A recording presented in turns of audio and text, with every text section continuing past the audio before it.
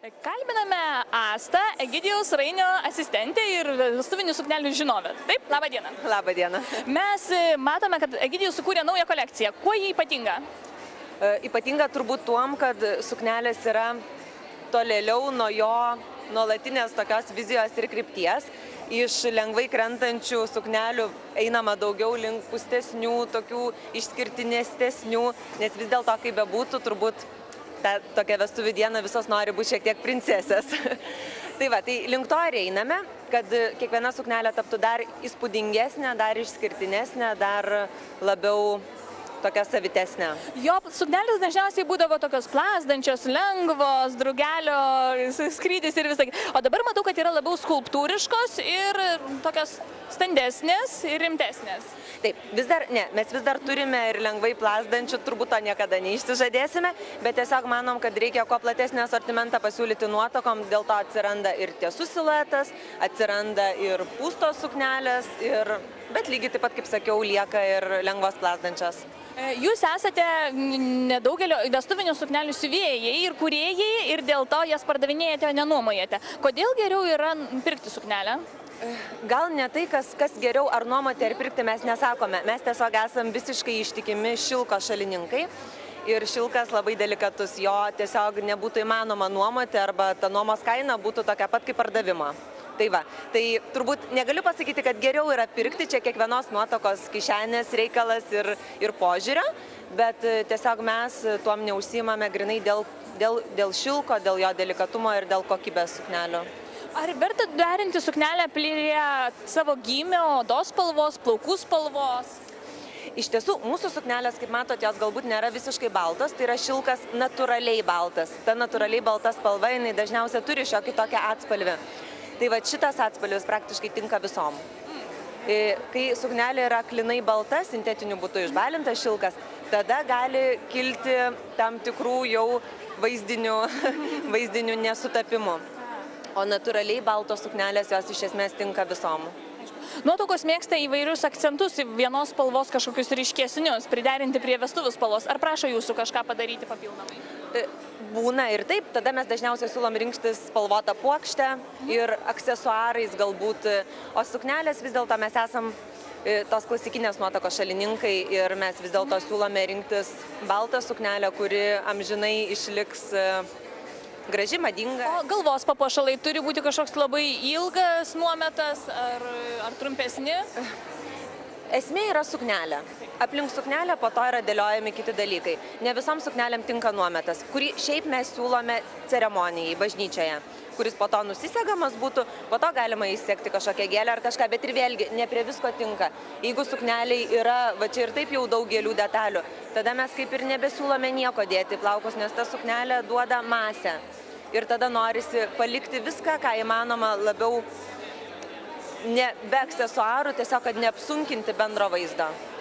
Ačiū Jums labai. Prašom. Lankomės vestuvinių suknelių Lerina stende ir kalbame su ponia Jolanta, kuri mums papasakos, kokios tendencijos yra 2014 metais jūsų salone. Mūsų salone šiais metais kas vyrauja nuo tų siaurų suknelių iki netgi pustesnių, nes vėlgi merginos grįžta prie to lengvo, netgi pustesnio stiliaus silueto. Jau tie kaip ir nėriniai yra gražu modoj, bet ir merginos nori būtent tokio, gal tos klasikos labiau, bet ta klasika kaip ir su avangardu šiek tiek jinai yra. Bet kalbame apie ne tą lietuvišką tokią klasiką, kur tortas ir lankas, o princesė. Nenori jokio lanko. Suknelė turi būti kuo lengvesnė. Jinai gali būti pusta, bet jinai turi būti lengva.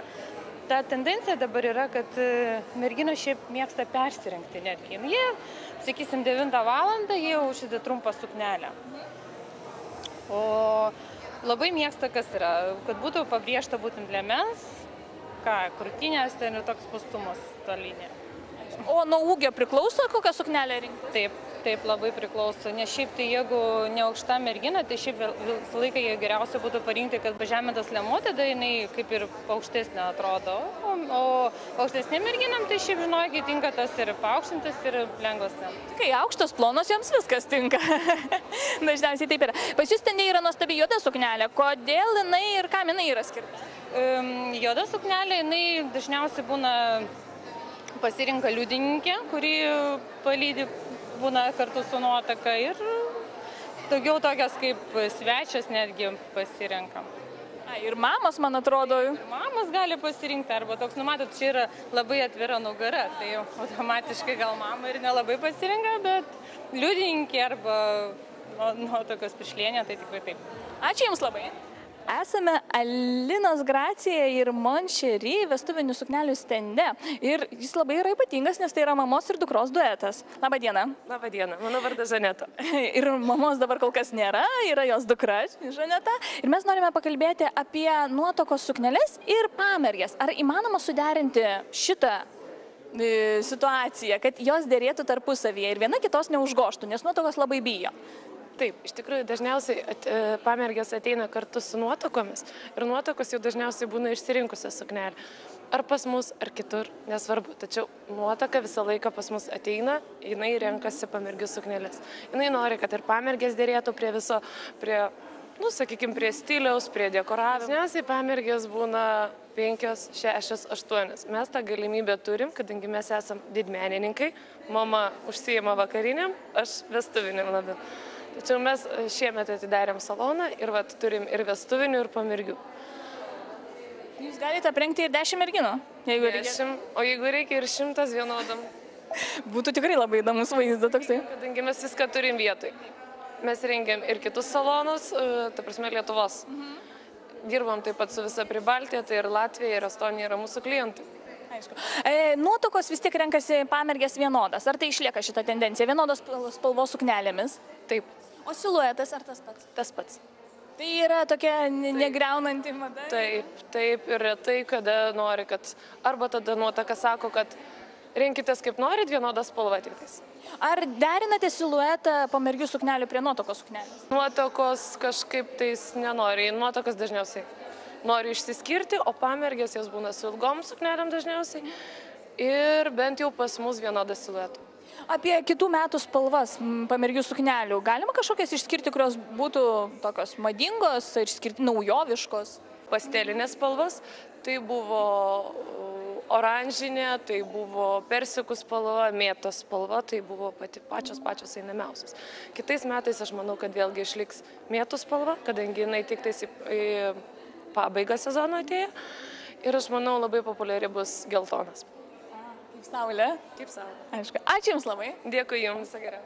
Kalbame su Aleksandra iš vestuvinių suknelių salono Le Fleur ir norime sužinoti daugiau apie vestuvinių suknelių tendencijas 2014 metams. Ką Jūs galėtumėt patarti nuotakai?